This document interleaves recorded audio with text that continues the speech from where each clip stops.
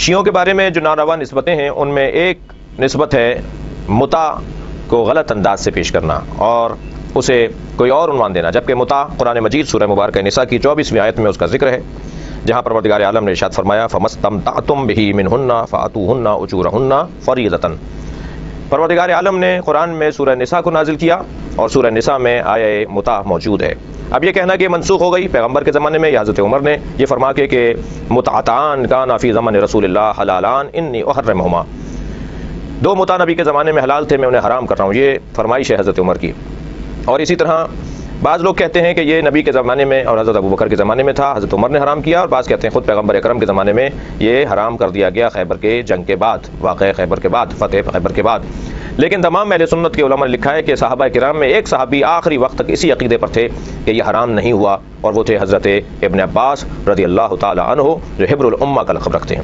میں سوال یہ کرتا ہوں کہ اگر اصحابی کالنجوم بأیہم اقتدیتم اہتدیتم کا قاعدہ ہے تو ایک صحابی کے پیچھے لگنے والا بھی ہدایت یافتہ ہے، تو پھر اگر کوئی صحابی اور وہ بھی حبر الامہ جیسا صحابی، ایک ایسی شخصیت کہ جن کا مقام صحابہ کرام میں کچھ کم مقام نہیں ہے، وہ یہ عقیدہ رکھتے ہوں کہ اور کہتے ہوں کہ یہ حرام نہیں ہوا، اور ایک مسلک اور ایک قوم اس عقیدے پر ہو کہ یہ حرام نہیں ہے، تو کیا انہیں گمراہ اور ناروا نسبت دینا جائز ہے؟ ایک بات۔ دوسری بات، ناظرین، موصوف ذاکر نے یہ آیت فَمَسْتَمْتَعْتُمْ بِهِ مِنْهُنَّ فَآتُوهُنَّ أُجُورَهُنَّ فَرِيضَةً، یہ آیت پڑھ کر موصوف ذاکر نے یہ کہا کہ دیکھیں یہاں سے ہمارا متع ثابت ہو گیا، اور اس پر یہ خوش ہونے لگا۔ حالانکہ آپ دیکھیں اس سے پہلے جو ذکر ہے والمحصنات سے، یہ کون سی عورتوں کا ذکر ہے؟ نکاح والی عورتوں کا۔ کون سی عورتوں کا؟ نکاح والی۔ اب جب پیچھے متع والی عورتوں کا ذکر نہیں ہے تو منہن یہ ضمیر متع والی عورتوں کی طرف کیسے راجع ہوگی جبکہ ان کا ذکر ہی نہیں ہے؟ تو اب دیکھیں موصوف ذاکر نے جب یہ لفظ دیکھ لیا استمتع، تو یہ بڑا خوش ہونے لگا اور اس نے استمتع کا ترجمہ بھی متع کر لیا۔ اب موصوف ذاکر سے ہمارا یہ سوال ہے، اگر استمتع کا ترجمہ صرف اور صرف متع ہوتا ہے تو بتائیں کہ اللہ تعالیٰ جب قیامت کے دن مجرمین سے یہ سوال کرے گا اے ظالمو تم دنیا کے اندر کیا کرتے تھے، تو وہ جواب دیں گے ربنا استمتع بعضنا ببعض۔ اب اگر ترجمہ آپ کے مطابق کیا جاتا ہے تو کیا اس آیت کا ترجمہ یہ ہوگا کہ ربنا استمتع، دیکھیں استمتع لفظ ہے، تو کیا موصوف ذاکر آپ بتائیں اس آیت کا یہ ترجمہ ہوگا کہ مجرم کہیں گے اے ربا ہم ایک دوسرے سے متع کرتے تھے؟ جب یہ جواب دیں گے تو اللہ فرمائیں گے قال النار مسواکم، کہ ظالمو آپ کے ترجمے کے مطابق، موصوف ذاکر کے ترجمے کے مطابق، اے ظالمو جب تم نے ایک دوسرے کے ساتھ متع کیا تھا تو اللہ کے ہاں تمہارے لیے یہ فیصلہ ہے کہ قال النار مسواکم، اگر تمہارا ٹھکانہ ہے تو جہنم ہے۔ اب دیکھیں موصوف ذاکر نے جب اس آیت کا ترجمہ یہ کر لیا کہ استمتع کا ترجمہ کیا ہوتا ہے؟ متع ہوتا ہے، تو جو متع کرنے والے ہیں ان کے لیے اللہ نے کون سی جگہ تیار کی ہے؟ جہنم تیار کی ہے۔ اور موصوف ذاکر نے یہ بھی کہا کہ حضرت ابن عباس آخر تک متع والے قول پر قائم تھے اور شیعہ لوگ ابن عباس کی اقتداء کرتے ہیں۔ میرا آپ سے سوال یہ ہے کہ آپ حضرت ابن عباس کی اقتداء صرف متع میں کرتے ہیں یا پورے دین میں کرتے ہیں؟ کیا جس طرح حضرت ابن عباس نے حضرت ابوبکر صدیق کو خلیفہ بلا فصل مانا، جس طرح ان کی بیعت کی، تو کیا آپ بھی حضرت ابن عباس کی اس میں تائید کرتے ہیں یا نہیں؟ آپ تو یہودیوں والا کام کر رہے ہیں، جو بات پسند آ رہی ہے وہ لے رہے ہیں، جو پسند نہیں آ رہی اس کو آپ چھوڑ رہے ہیں۔ اب آپ نے جو کہا کہ حضرت ابن عباس آخر تک اس قول پر قائم تھے، مجھے افسوس ہے کہ آپ کے اندر کتنی ایک جہالت ہے، آپ کتابوں کا مطالعہ بھی نہیں کرتے۔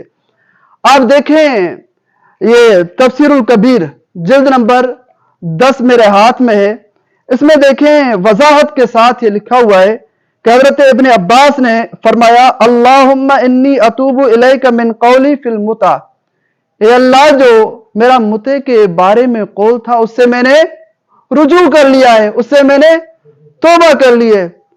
اور اسی طرح ترمذی میں دیکھیں وضاحت کے ساتھ موجود ہے، جب یہ آیت نازل ہوئی والذین ہم لفروجہم حافظون، इल्ला अला अज़वाजिहिम औ मा मलकत ऐमानुहुम फ़इन्नहुम गैरु मलूमीन। कुरान मजीद में अल्लाह ताला ने कामयाब लोगों का जिक्र करते हुए उनकी निशानी एक ये भी बयान फरमाई कि वल्लदीना हुम लिफुरूजिहिम हाफिजून, जो कामयाब होते हैं वो अपने फर्जों की हिफाजत करते हैं, मगर दो जगहों पर उनको जाने की इजाजत है, एक बीवियों के पास और दूसरा बांदियों के पास। इनके अलावा फमन इब्तगा वरा ज़ालिका फउलाइका हुमुल आदून, इनके अलावा यानी बांदियों और बीवियों के अलावा अगर कोई और औरतों के पास जाएंगे तो वो कौन है? जालिम है, वो हद से तजावुज करने वाले हैं। जब ये आयत नाजिल हुई तो हजरत इब्ने अब्बास ने क्या कर लिया? रुजू कर लिया। अगर हजरत इब्ने अब्बास रुजू न भी करते तो ये कुरान की आयत ही काफी है कि कुरान की आयत ये कहती है कि वो लोग कामयाब हैं जो अपने फर्जों की हिफाजत करते हैं। इजाजत सिर्फ अपनी बीवियों और बादियों के लिए, इनके अलावा जो लोग कहीं और जगह पर जाते हैं तो वो कौन है? जालिम है, हद से तजावुज करने वाले। अगर हजरत इब्ने अब्बास रुजू न भी करते तो कुरान की आयत ही मुत्ते की हुर्मत पर काफी थी। अब मौसूफ जाकिर ने एक ये खयानत की। मुतआ यानी निकाह, निकाह की दो किस्में हैं इस्लाम में, एक दायमी निकाह है और एक आरजी निकाह है। नाजरीन, अब आइए देखते हैं कि शियों वाला मुत्ता उस निकाह मुवक्कत के साथ जो रसूलुल्लाह सल्लल्लाहु अलैहि वसल्लम के ज़माने में कुछ वक़्त के लिए जायज़ हुआ था फिर हमेशा के लिए हराम करार हुआ, उसके साथ मुशाबहत रखता है या नहीं। बिल्कुल इनमें इख्तलाफ है, तजाद है। क्यों? इस वजह से कि जो निकाह मुवक्कत है उसमें गवाह होते हैं, मुत्ते और जना में गवाह नहीं होते। तहजीबुल अहकाम जिल्द नंबर 7 में देखें। इसी तरह निकाह मुवक्कत में तलाक होती है, मुत्ता और जिना में तलाक नहीं होती। तहजीबुल अहकाम जिल्द नंबर 7 में देखें। इसी तरह निकाह मुवक्कत में तलाक या मौत के बाद इद्दत होती है, मुत्ते और जिना में इद्दत नहीं होती। ये शियों की किताब तहजीबुल अहकाम जिल्द नंबर 7 है। इसी तरह निकाह मुवक्कत में अगर शोहर मर जाए या बीवी मर जाए तो एक दूसरे के वारिस होते हैं, औलाद भी वारिस होती है, लेकिन मुत्ते और ज़िना में औलाद और मियां बीवी एक दूसरे के वारिस नहीं होते। तहजीबुल अहकाम जिल्द नंबर 7 में। और इसी तरह जो निकाह मुवक्कत होता है इसमें सिर्फ 4 तक इजाजत होती है, 5वीं औरत हलाल नहीं होती, जबकि मुत्ता और ज़ना में तो ये हजारों तक करते जाते हैं, जैसा कि इनकी किताब तहजीबुल अहकाम जिल्द नंबर 7 में है। इसी तरह निकाह मुवक्कत में नस्ल बरकरार रहती है, नस्ल साबित होती है, मुत्ते और ज़ना में नस्ल साबित इनकी तहजीबुल अहकाम जिल्द नंबर 7 में है। इसी तरह जो निकाह मुवक्कत होता है उसमें जिल्लत नहीं होती, इज्जत होती है, शोहरत होती है। मुत्ते और ज़ना में शोहरत और इज्जत बल्कि वो आदमी आर महसूस करता है। और इसी तरह जो निकाह मुवक्कत होता है तो उसमें तहकीक होती है, इसके और तो निकाह नहीं किए हुए, 4 निकाह तो नहीं किए हुए, क्योंकि अगर और देंगे तो क्या हो जाएगा? हराम हो जाएगा। जबकि मुत्ते और ज़ना में तहकीक नहीं होती। और इसी तरह निकाह मुवक्कत जो होता है वो सिर्फ मोमिना से और किताबिया से जायज होता है, जबकि मुत्ता ये लोग तहजीबुल अहकाम जिल्द नंबर 7 में लिखते हैं कि मजूसिया से भी किया जाता है। मुत्ता और जिना देखें, ये मुत्ता और जिना एक दूसरे के साथ मुशाबहत रखते हैं। इसी तरह आप तौज़ीहुल मसाइल शिराजी वाली देखें, उसमें भी लिखा हुआ है कि जो मुत्ता होता है ना उसमें इजाजत के बगैर भी बीवी बाहर जा सकती है। इस तरह जिना में भी होता है, लेकिन निकाह मुवक्कत में इस तरह नहीं होता। अब फैसला आप करें कि मुत्ता जना के साथ मुमासलत मुशाबहत रखता है या निकाह से? जना से मुशाबहत रखता है ना। जब मुत्ता जना से मुशाबहत रखता है, निकाह के तजाद में है, तो मुत्ता निकाह नहीं हो सकता, बल्कि ये क्या है? जिना है। तो अल्लाह ताला से दुआ है अल्लाह ताला इस मजहब से बचाए जो मुत्ते को हलाल साबित करने की कोशिश करे। अब जब शियों ने देखा कि मुत्ते की हुर्मत पर कुरानी ऐसी आयात हैं तो उन्होंने अपनी तरफ से रिवायात घड़ना शुरू की। ये मनहजुस सादिकीन मुझे दिखाएं। ये मनहजुस सादिकीन मेरे हाथ में है। इस किताब का जिल्द नंबर 2 है। इस किताब का सफ़ा नंबर 493 खोलते हैं। अब इन्होंने देखें मुत्ते के फजाइल कैसे लिखे हैं। माज़अल्लाह, इन्होंने ये लिखा है कि मन तमत्ता मर्रतन कान दरजतुहु कदरजतिल हुसैन, जिसने एक मर्तबा मुत्ता किया तो उसका दर्जा हजरत हुसैन के बराबर है, माज़अल्लाह। आगे ये लिखा है कि मन तमत्ता मर्रतैन फदरजतुहु कदरजतिल हसन, जिसने 2 मर्तबा मुत्ता किया उसका दर्जा हजरत हसन के बराबर, माज़अल्लाह। आगे ये लिखा है कि मन तमत्ता सलास मर्रातिन कान दरजतुहु कदरजत अली इब्न अबी तालिब अलैहिस्सलाम, माज़अल्लाह। जिसने 3 मर्तबा मुत्ता किया उसका दर्जा हजरत अली के बराबर, माज़अल्लाह। आगे लिखा कि मन तमत्ता अरबा मर्रातिन फदरजतुहु कदरजती, जिसने 4 मर्तबा मुत्ता किया उसका दर्जा हुजूर के बराबर, माज़अल्लाह। मुझे बताओ, जो मुत्ता जिना करने वाले का दर्जा हुजूर के बराबर करे, अहले बैत के बराबर करे, क्या वो मुसलमान हो सकता है?